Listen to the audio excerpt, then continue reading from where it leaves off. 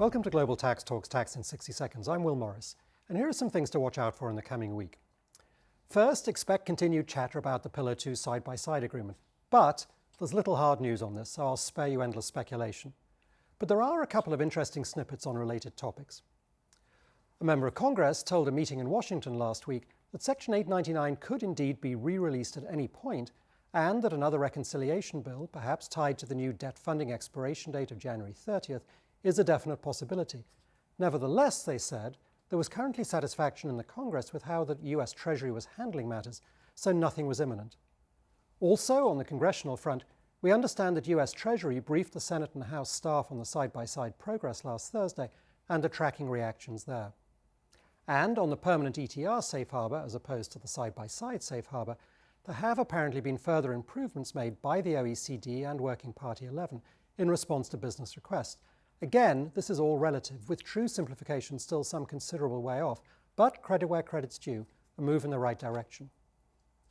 On a different topic, the OECD did issue helpful clarification in the global mobility space on the Article 5 Home Office permanent establishment issue, and a broader public consultation on global mobility will also be launched, although apparently the OECD would like your gift-wrapped comments back and under the tree just before Christmas. And in a final piece of OECD news, a little light relief. The OECD last week released a checklist for simplifying tax policy. The apparent lack of irony from the folks who brought us a decidedly non-simple Pillar 2 can't help but brighten up one's day.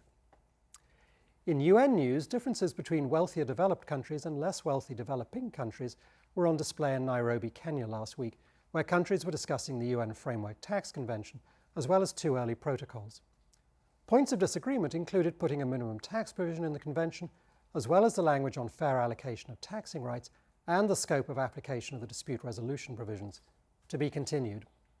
And finally, in DST/trade news, last week the US announced 6 new trade agreements or commitments to enter into such that include a provision seeking to prevent DSTs or digital services taxes.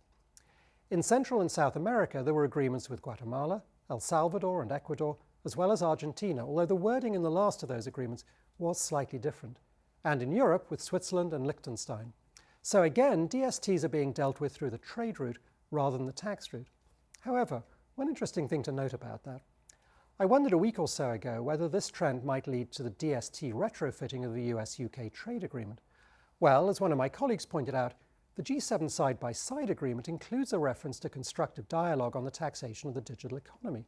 So, an attempt by the UK perhaps to keep the DST debate, at least for G7 countries, in the US Treasury rather than the US Trade Representative's office?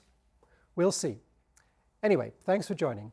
Because of US Thanksgiving, 60 Seconds will be back in 2 weeks, but there will be other GTT releases next week, so come back then so that you stay global tax ready.